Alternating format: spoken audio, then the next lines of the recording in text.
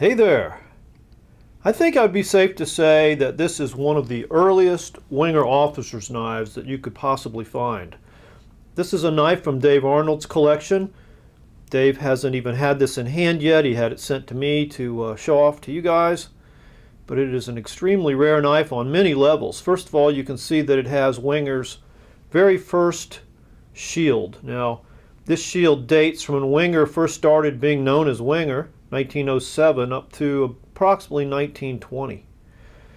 And you can see that it's in these black fiber scales, these beautiful black fiber scales. These are very unusual and very rare. Usually these fiber scales, as you know, are brown. We only know of about 5 examples of these early black Wenger shields on officers' knives, even in pictures. But you'll also notice that this is a carbon knife, carbon steel, which would date it, I think, before 1919 with Wenger. Wenger often introduced features a little sooner than Victorinox did, so they maybe were a little more innovative and progressive with their changes. I think they came out with stainless steel in around 1919.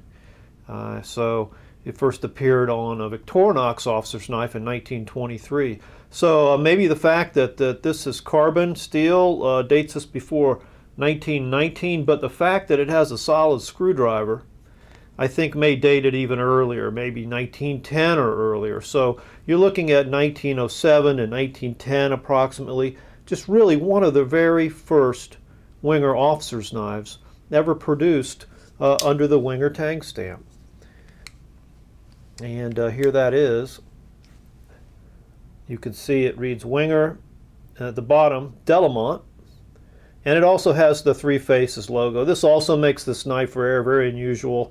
Wenger used that 3 Faces logo on and off from the very beginning, 1907 or so, for many years. So this feature doesn't really help narrow down the date of the knife as some of the others do. But I just want you to get a good look at it. This knife is really in good shape. It's got great action. It has a very nice even patina on these carbon blades and tools. That's the main blade, of course. It does have a small clip point pen blade. It also carries the same tang stamp,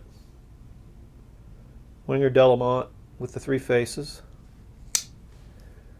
We've looked at the screwdriver with no cap lifter. Here's the old style can opener. And finally, this knife also has scissors. And, remarkably, it has a scissor spring. It sure looks original. Perhaps it's been replaced for a few times over the years, but it is an older style scissor spring. There you can see the 2 nail nicks, one in the blade, one in the body, the little screw pivot. Everything on this knife works really well.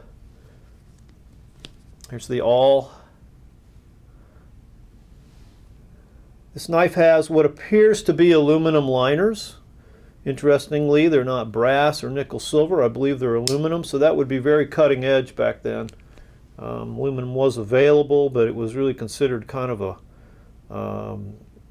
specialty metal for sure. There's the corkscrew, 4 turns and a groove.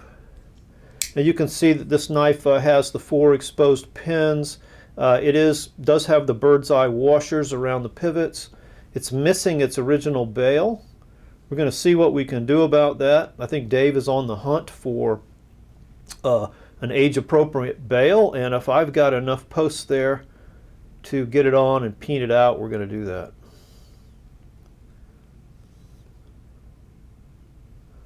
So there's just a look at a very rare, very, very early Wenger officer's knife.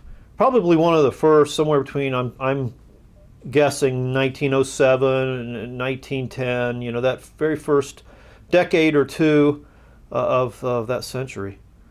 And in gorgeous black fiber scales. Again, I want to thank Dave for sending this to me directly to show it to you guys. And as always, thanks for watching and have fun collecting. Just a quick addendum to that video. Dave was able to get me a vintage Wenger bail, about the right size and age appropriate.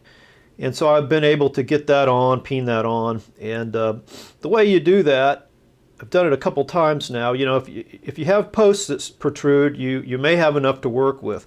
They've been peened out, and usually what's happened is the bale's kind of ripped through them. So you got a flared edge that a lot of times you have to maybe file down a little bit to get the new bale over.